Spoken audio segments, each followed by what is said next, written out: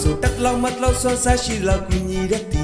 ဆရာတော်ဖျားရဲ့အကူအထားရတဲ့ပြောကြီးလာပြီးခတ်လီမှာပပလေးနဲ့လွတ်လွတ်တက်တက်သူရဲ့ဗီဇတရွာလုံးကချစ်တီပြောကြီးလာပါပြီ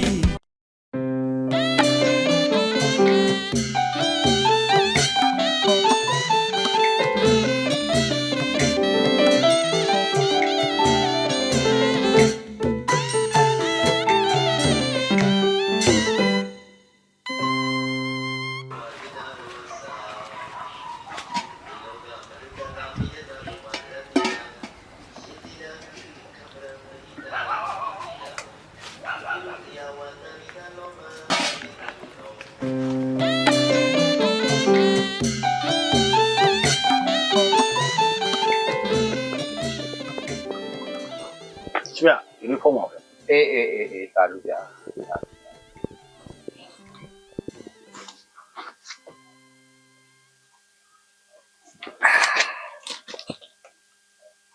要把这花，给，你这包没？对呀，叫嘛你这先要毕业了哈。先毕了是毕业的对呀。后来这边了，叫嘛你这苗了的，个个用积木补习啦的路呗。这碰也没得过。干嘛对呀？嘿。先毕业的对呀，是不是啊？这边了没地下的没进了。没吧，花没进了。我嘞，先毕业的昨天嘛。都要这把江苏比了哩，现在这人都拿来家的。我原来讲的为了哩，现在送到工厂变不都变？没啊，我婆婆点钱对了哦，先算你嘛我。对嘛？婆，原来嘛把就讲谢谢，变那边皮皮，把大爷那一路也带边皮，最碰的那边变那边。哦。这个看那感觉。该。他泡嘛现在。啊，是不是嘞？地泡了好吧喂？是不是？那么来么路苗？不都是的白话说的，是不是不路地嘛喽？你个碰带钱对了我，碰啊，没得呀，没当讲的说没得啥。门那现在一周了，吃的时候不是嘛么充钱。哦。那个。你那一种设备做人是哪么？哦，人家俺那一老设备做没屋里表演的。哦，我们录下来，俺底下的我讲俺们没弄，俺碰钱我没查了。现在半年了，这边都到金牛呢。啊，给金牛是不是点好没？刘边，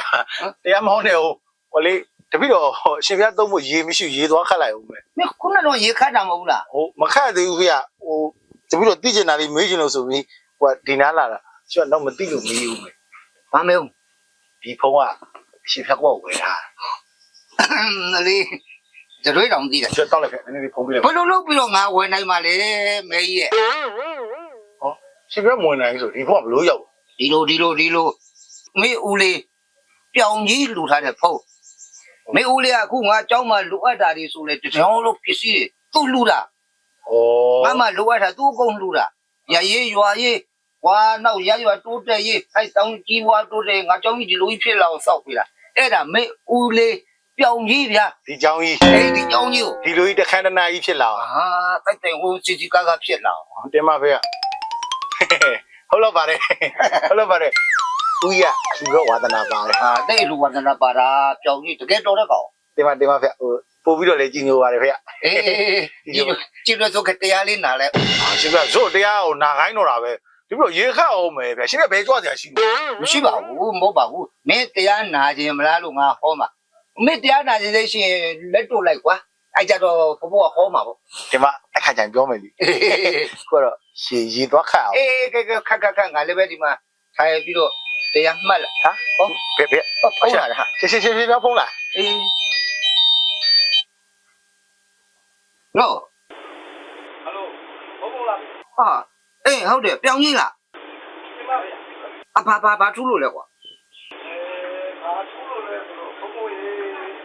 碰叫我克里的要安排的啦。啊？克里的要安排的。克里弄掉安全的。好了。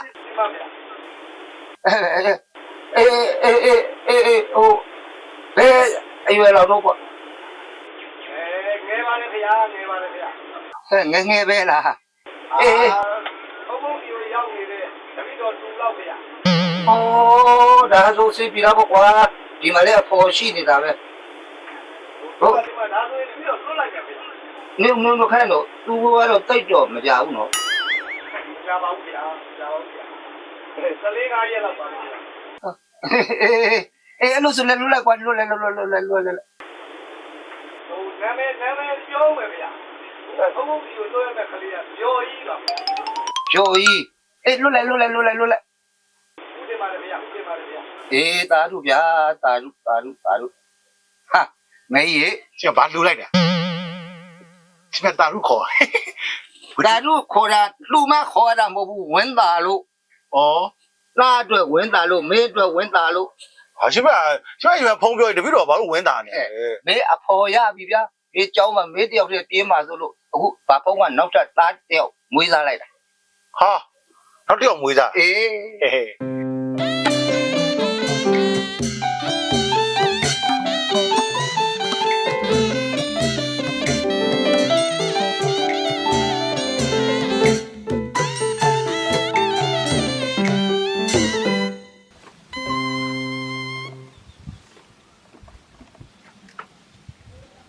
3 ချိန်လောက်တော့ကြောက်လေ သုံးလား ဟုတ်တယ်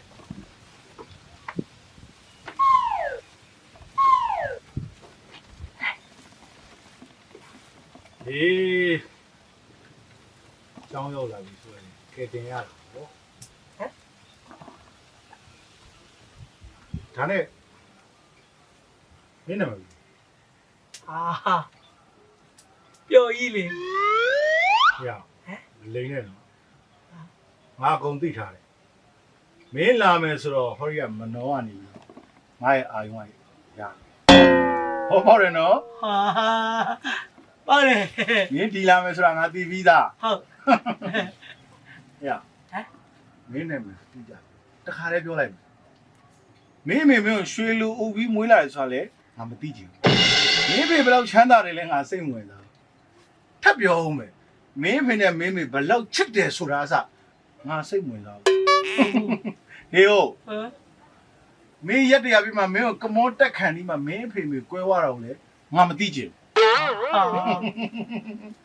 မင်းနာမည်ငါမင်းလိုက်တဲ့အချိန်မှာစောင်းရင်းဖွဖွလေးမှာတောင်းနှဲများချငါ့ကိုအလဲမခေါ်နဲ့ငါမလာဘူးနော်မင်းကိုသိအောင်ပြောထားတာ ဟုတ်ဗျကျွန်တော်အဲ့လိုဟုတ် မင်းအဲ့လိုမဟုတ်ဘူး ဟုတ်တယ် ဒါဆိုမင်းက ကျွန်းနာမည်ထားတယ်လို့ပြောတာ အေးမင်းနာမည်ငါသိချင်တယ် အကတ်တင်တာဘာကြပါ ਈ စားလာဖို့လားစားဖို့ကလား ဩဟုတ်တယ် ကြံရစားတာခေါက်စဲဆိုင် ဟဲ့မန်ဒီရီ နှစ်ယောက်ပြောလာတာတပီးသား ဟာကွက်တီဗျာ ပြောကြီး လာနောက်မင်းလာနောက်နေရလားလို့ ဟုတ်ဘူးလို့ ဟာမင်းကဒေါသဆွနေရပဲဒီကောင်တော့ ဟုတ် ဒီကပြောကြီးပြောလိုက်လေတခါလေ ဟိုဆရာတော်ကပြောကြီးကြောင်းကိုလာလို့ရပြီဆိုလို့ဆရာတော်ကအကိုကြီးလား ဟာဆရာတော်ကငါဟုတ်မလားဆရာတော်ဇိမ်းညံလျှောက်သွားတယ် ဒါနဲ့အကိုကြီးဟာ ဒီเจ้าရဲ့မင်းတိအောင်ပြောရရင်မင်းတက်စီနီယာကျောင်းသားကြီးခိုင်းပြောမယ်နော်ဒီเจ้าမှာနေတယ်ဆိုတော့ဒီเจ้าကြီးတော့မင်းပိုင်နေမထင်နဲ့မင်းရှိပါငါစီနီယာတယောက်လုံးရှိနေတယ် ဒီတည်းတည်းလေးကိုခွဲအောင် ဟာမရဘူးခုလိုเจ้าကြီးတိုးတက်လာဖို့အတွက်ငါဘယ်လောက်ထိရုန်းကန်ထားရလဲဆိုတာလေမင်းမသိ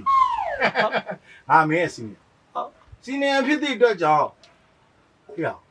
ဆရာတော်နားမှာနေတဲ့လူတွေကဘယ်တော့မှမေတ္တာတရားမခေါင်းပါဘူး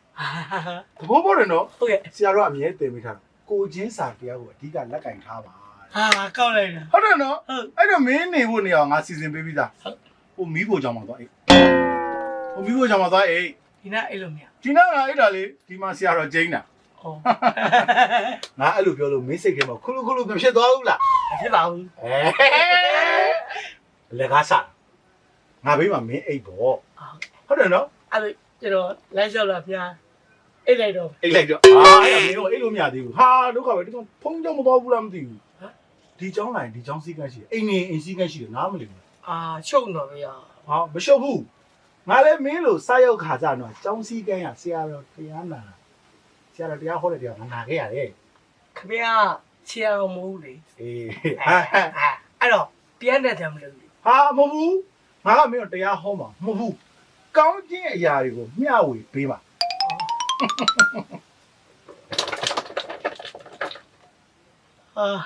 ဘောပေါက်တယ်နော် စိတ်ကညစ်လိုက်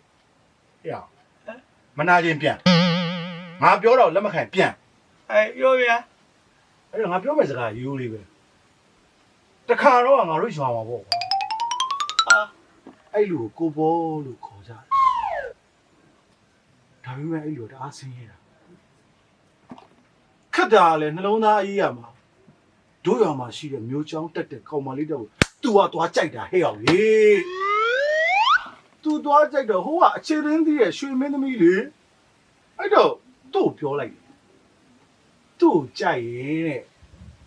ပတ်စံနဲ့တင်တောင်းပါအဲ့မှာဇလန်ရှုပ်ပြီးဟိအောင်လေဇလန်ရှုပ်သွားပြီအဲ့မှာဒါပေမဲ့တော့ကိုပွဲရဲ့ဇွဲလုံးကတော့လုံးဝမရှုပ်ဘူးလူကတော့ပေါ်ချကြဆိုပြီးမဲ့တွေ့သမျှလို့သူအကုန်လုံးပဲအကုန်လုံးပြစ်တာတွေ့သမျှလို့ 950စက်တုံးလား မဟုတ်ဘူးသူကြတော့ဟွာဟိုနည်းနည်းဟိုဘက်တစ်ဖက်ကန်းလေးကဇက်ထုတ်လေးခဏဆွဲထုတ်တာခေါင်းကန်းရောက်နေပြီနားထောင်ကောင်းချင်းမင်္ဂလာတွေလာတော့မှာငါပြောတာပြောပါပြီဩတိပြီရသမျှလို့ကိုသူဝင်လောက်တာ ကျွန်တော်ဘာမှတော့ပြောပါဘူး ငါတိတယ်ကောင်းချင်းမင်္ဂလာအဲ့ရလားရသမျှလို့ကိုသူဝင်လောက်တဲ့အချိန်မှာ ဒီကြောင်မှနေလို့ပြပါမသိဘူး ဖြစ်ပါတယ်ရသမျှလို့ကိုသူဝင်လောက်တဲ့အချိန်မှာသူ့မှာငွေလေးလည်းပြည့်လည်းပြည့်ရောတထဲသမီးကိုတော့တင်တောင်းတော့တာပဲဘောပေါ်တယ်နော်ဘောပေါ်တယ်နော်တထဲသမီးကဘာဖြစ်လဲ ဒီကြောင်လေ ဒါပဲလိုချင်တာအဲ့ဒါပဲတထဲသမီးကိုသွားတင်တောင်းတဲ့အချိန်မှာ ဆရာတော်ဈေးညံဘယ်လောက်ထိရောက်ပါလဲ ခဏနားတော့မင်းရလေကောင်းချင်းနေပြောင်းဝင်ပြေးနေတာတထဲသမီးကိုသွားလောက်တယ် ဒီတောင်ရောက်တာ အေးအဲ့ဒါလိုချင်တာအဲ့ဒါတထဲသမီးကို तू သွားခဏကမောတယ်ယူနေလေးတောင်းခဏခဏ ဆရာတော်ပြန်ကြွလာပါ အဲ့တထဲသမီးကို तू သွားတင်တောင်းတဲ့အချိန်မှာတထဲသမီးကနောက်အိမ်အောင်ပြုတ်သွားအလစ်ဘီအမလစ်ဘီကြီးခွဲပြီဘာဖြစ်သွားလဲတထဲသမီးကတထဲသမီးကဖြစ်သွားလဲ ကယ်မီရောက်ပါ ဟေးငါပြောတယ်မှာကယ်မီတစ်ခုမှမပေါ့ဘူး ဟာလား တထဲသမီးကနောက်အိမ်အောင်ပြုတ်သွားလာပြီအဲ့မှာနော်အဲ့ဒီအချိန်မှာကိုဘောချေခွဲပြီ ဟိုတချင်းဆိုရင်လိုက်ပါလား ခါတော့ငါတို့ရမဘောကောင်းစီရဲ့အဲ့ရမင်းပီတိတွေဖြစ်နေပြီငါတိတယ်မင်းရဲ့စိတ်ထဲမှာပျော်ပြီးတနာပြီးမျက်ရည်တွေကျတက်နေပြီ အဲ့ရှင်နေပြီ ဟောအဲ့ဒါမပြောတော့ဘူးဒီနေ့ကောင်းချင်းလေးပဲပြောတော့မယ်မင်းသဘောပေါက်မဲ့အရာလေးပဲငါအတူချုံမှပြောတော့မယ်ကွာမင်းနားလည်မဲ့အရာလေးပဲ ဆရာတော်ဘယ်ဘက်သွားတာလဲအဲ့လိုက်သွားလိုက်ပြီ မလိုက်ဘူးဒီမှာပဲနေမင်းငါပြောပြမယ်ရွှေညာသူဖေးမြောက်သိတယ် ဒီဦး အေးအဲ့ဒါလေးနားထောင်နားထောင်လိုက်မင်းနားထောင်လိုက်မင်းလေငါရဲ့ကောင်းချင်းထဲမှာမင်းပျော်မြူးပြီးတော့မင်းလျှောင်းသွားလိုက်လာပြီနော်ပြန်တယ်ဗျာသူကကွာအဲ့ရန်ကုန်မှာမွေးတဲ့ကောင်လေးတယောက်ပေါ့ဟေ့ရအဲ့လိုမင်းပြန်တော့ရမင်းတော့ပြန်တော့ရမင်းငါအကောင်းလေးပြောပြနေ ဦးပြောင်ရဒီပါနေ အဲ့ဒါငါပြောနားထောင်လေဒီငါ့ကိုလာပြီးတော့အဲ့ရန်ကုန်ကကောင်လေးတယောက်ပေါ့ကွာသူကရွှေညာသူထွေးမြောက်ပြောတယ်ရွှေညာသူထွေးမြောက်သူပြောတယ်နော်ရွှေညာသူထွေးမြောက်ကနေပြီးရန်ကုန်ကောင်လေးသူပြန်ပြောလိုက် တယောက်တည်းကိုရှုံး မဟုတ်လေပြောတော့ဟိုဘက်တွေပြောတော့မှာသူကစကားတွေပြောတော့မှာသိလားနော်သူကအမကွာဒီမှာသူအရှင်ညာသူထွေးမြောက်ပြောတယ်သိလားအညာမြေချောင်းကိုတဲ့တန်စင်လေးရေးပြီးပါတဘောပေါက်တယ်နော် ဒီဦး ပြမသိပြန်မင်းငါလာပြီးတော့အဲ့တော့တေချာနောက်တော့ကမင်းမမေးတော့ငါပဲဆက်ပြောတော့မယ်အဲ့မှာကွာအဲ့မှာညာမြေချောင်းတချင်းလေးရေးဖို့ तू ကပြောတာဗောအဲ့ပြောတော့ဖုံဖုံတွေကလည်းရမ်းထူတာလေကွာသိလားဖုံထူလေးမှာ तू နွားချောင်းမို့လေခေါ်သေးတာအဲ့ तू နွားချောင်းမို့ခေါ်တယ်နော်မလေးမင်းကြောင်သားကို तू နွားချောင်းမို့သွားခေါ်တယ်ကွာသိလားအဲ့မှာရောင်သားကနွားချောင်းမို့ခေါ်တော့ရဒီကနားထောင်နေဖို့ပဲကောင်းချင်းနေကိုအဲ့မှာ तू ကကွာသိတယ်မလားအဲ့နွားချောင်းမို့ခေါ်တဲ့ခါကျတော့ရောင်သားပဲနွားချောင်းတက်မလဲအဲ့မှာ तू ဆက်လာပဲလေသိလားရန်ကုန်မှာဝေးတဲ့ကျွန်တော်ကိုရှင်ညာတို့ထွေးလာကလေညာမြေကြောင့်ချင်းလေး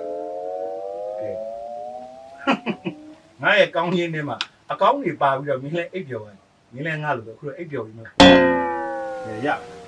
မင်းငါထက်တော့နည်းနည်းအစိတ်ပြေးနေအချင်းတပုံးနဲ့မြောင်နှစ်ပုတ်ကြမှအိမ်မှာပြပြောကြီး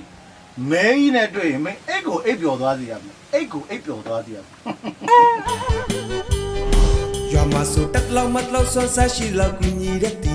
ဆရာတော်ဖျားရဲ့အကူအထားရတဲ့ပြောကြီးလာပြီးခတ်လီမှာပပလေးနဲ့လွတ်လွတ်တက်တက်သူရဲ့ဇက်တရွာလုံးကချစ်ပြီးပြောကြီးလာပါပြီသူညံပြီးတော့တွေ့သည်သူညံပြီးလောက်တော့ပြောသည်ဒါဟာပြောကြီးရဲ့မွေရပါပါပြီသူညံပြီးလောက်တော့ပြောသည်သူတင်တာနဲ့လွတ်သွားရင်ဆရာတော်ဖျားရဲ့ချိန်လုံးစားပြီမတ်လောက်ဆွမ်းဆရှိလောက်ကူညီတဲ့ဆရာတော်ဖျားရဲ့